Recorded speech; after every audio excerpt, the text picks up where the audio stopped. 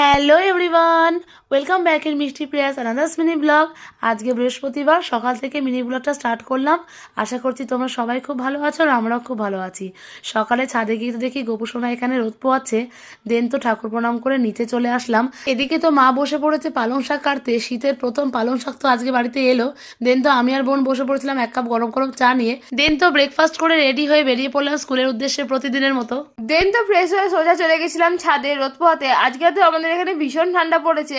আর নিচে নেমে তো দেখি মাসিমণির লাঞ্চের প্রিপারেশন অলরেডি কমপ্লিট। স্কুল ছুটির পরে বাড়ির পথে রওনা দিলাম। আর এই ফুলটা তো আমি আজকে ক্লাস থেকে গিফট পেয়েছি। দেন তো প্রতিদিনের মতো বোনকে গিফট করে দিলাম। এভরিডে এত সুন্দর সুন্দর ফুল গিফট পেয়ে আমার তো ভীষণ ভালো লাগছে।